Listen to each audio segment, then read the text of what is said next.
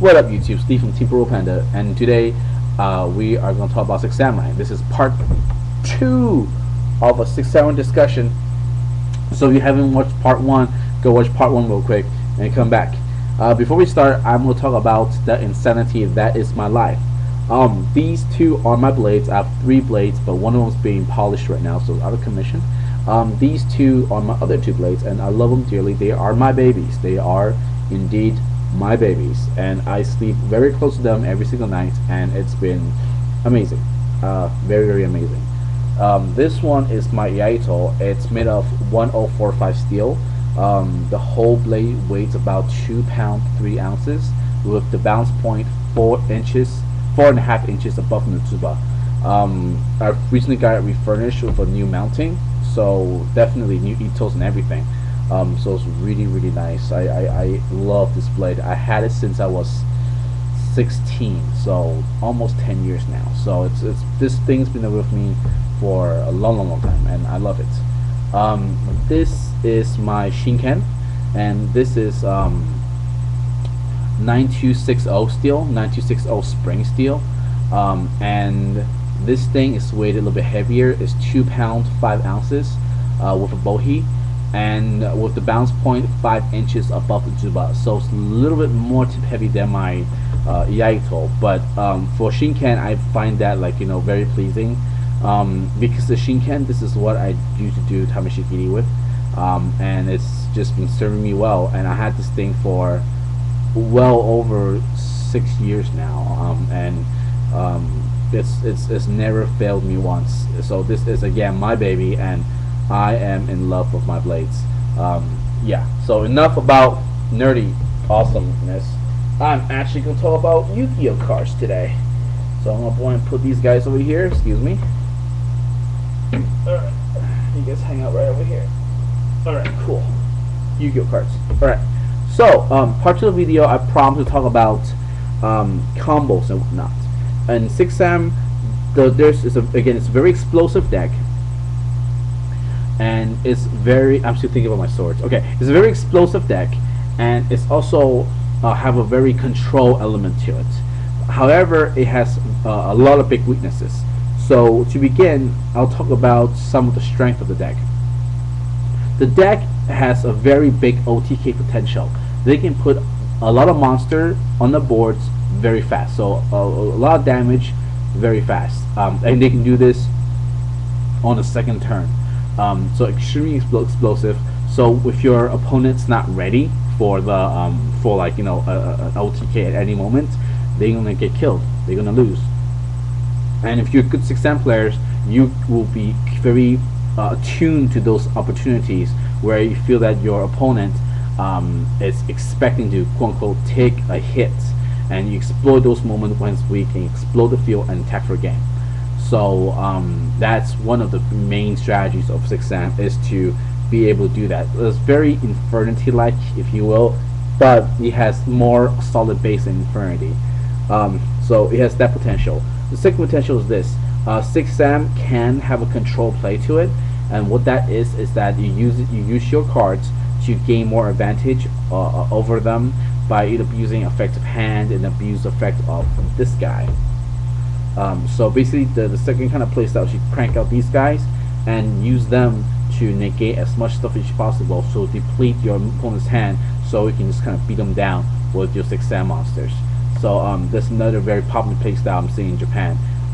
So because of these 2 cards, it promotes a very control style to the OTK style. And so basically what that comes down to is that you can OTK, or you can control, or you can play control and then, like, explode an OTK once you deplete your opponent's hand. So in that sense, the deck is extremely flexible. That's that. Some very key card of the decks are these 2. These 2, I believe, are the key of the deck. They are the main thing that the deck runs off. The hard part here is this. The hard part here is the Gateway is one of those cards that you want to play, but you don't. it's good to put down a gateway to gain advantage. However, it's such a key card, such a good, important card, that if you have this destroyed, it really hurts you a lot. And the reason why is because of this. First, there's no way of searching for a gateway. So in order to get it, well, except Ghost Arc, obviously. So in order to get a gateway, you have to draw it. It's kind of like Black Whirlwind. Second of all, unlike Black Whirlwind, where you can gain advantage of Shura, gain advantage of value, monsters that you put on the field a lot of times are monsters from your hand. What Gateway allows you to do is to maintain field presence and have the hand advantage simultaneously. The only way you can do something like that is through the Gateway. So it's a very, very good card, but because the face-up spell card is also extremely vulnerable. So good 6 players know when to play Gateway, when is a safe to drop Gateway, and most importantly, how many Gateways to drop. Essentially, if you play someone who's like really new to the game or don't know what they're doing, if they draw like 2 Gateway, they go Gateway, Gateway, ha, advantage, turn 1 advantage. Now, if like you set like a fairy wind or manage to destroy both Gateways, then it's really hard for them to come back, because yeah, they can swarm again, but by the second swarm they will have no more hand advantage. So when you kill off that swarm, you pretty much have game. So again, it's one of those cards that you really learn how to play and how to play effectively and how to gain maximum advantage through a Gateway.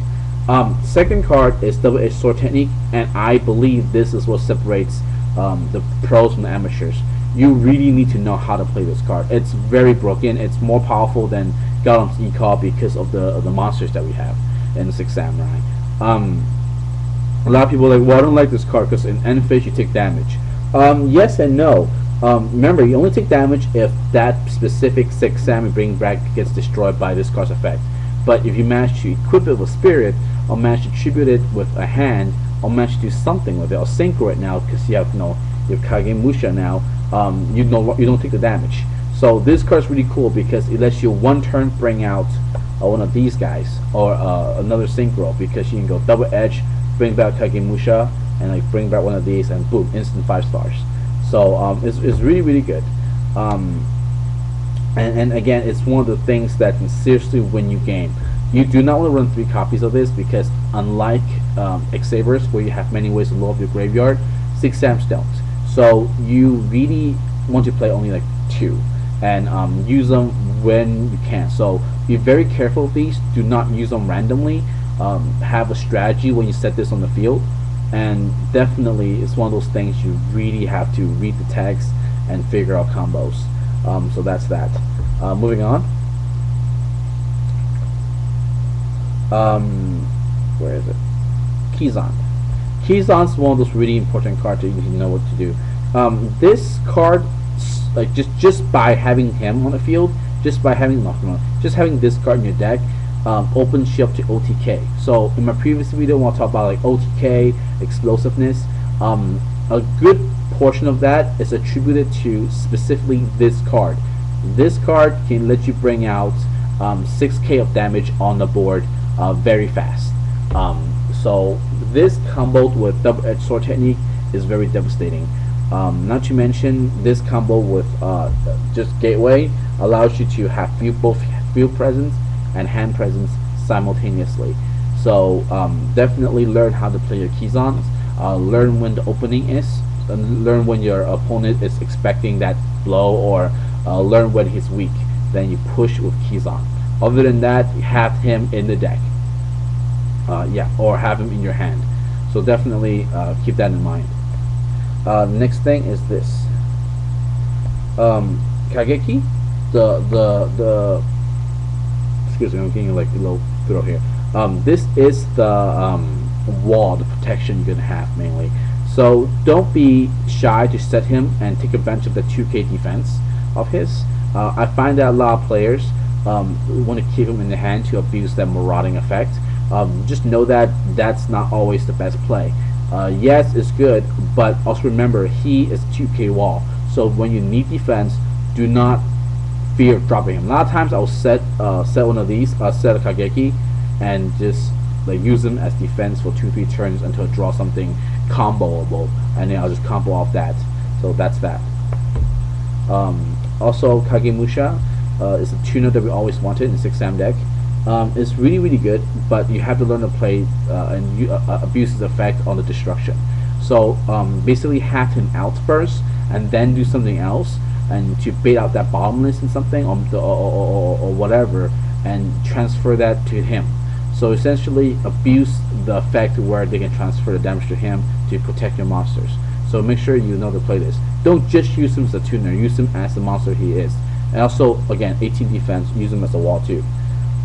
Spirit combos really well with double-edged sword technique, because I can bring back 2 monsters, and immediately I can equip it to him and attack and draw a card, and face this will destroy and this will be protected. Thus that's really good. Another thing is I can give anything I have a 500 boost to run over monsters, and most importantly, when I destroy the monster, I have to draw a card. So unless you can destroy this particular equipped getup, I'm a +1 every single turn when I attack. So it's one of those really good union monsters. I back then used to run 2, and I think it's super broken. Now I just run 1, and I think it's really good. Now to mention right now, you can just go summon him, and you taunt out their sorry, just summon him, and you summon like Grandmaster, have him bombless, and you can summon the Keyzon, and equip the Keyzon and tag in game 1. So definitely 1-1. And finally is Hand. Hand is you tribute 1 to destroy 1. It's really cool. Not gonna go into too much about Hand, but it combos really well with double-edged sword technique and whatnot. So definitely look into this. So that is the advantage of the deck, with the the control play basing off this guy, and OTK play basing off Grandmaster and Keyzon right here. So that's the advantage. However, that is a disadvantage, and I'm gonna go through the disadvantage really quickly. The disadvantage of 6-Sam deck is this: in order to have advantage, you have to invest. So in order for me to be able to gain field advantage and hand advantage, I must invest the field in like united gateways, monsters, etc. And during that investing, when like I'm summoning my monsters, so essentially before I break the counters to gain back hand advantage, doing that transaction where just simply investing before I break, I'm extremely vulnerable.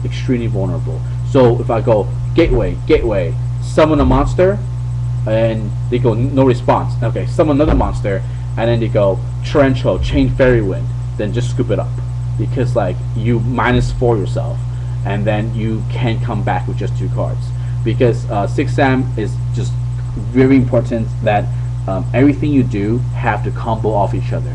If 6-Sam don't combo, like just the monster by himself, they are extremely weak, and the brokenness only happens when you have the appropriate cards to combo off each other. Because of that, and because of like the combo factor where you have to combo, that's the weakest part. So essentially, to beat a 6-Sam deck, you have to hit them when they're transferring hand advantage to field advantage, vice versa, and you hit them when like they are playing the key cards and you stop it. So if they go double-edged sword technique, and then you go okay, 7 tools. Or if they go, gateway, and you go like, okay, fairy wind, or spell something, shattering arrows, or something, to stop their monster. Then you pretty much got it. So again, that is the plus and minus of this deck.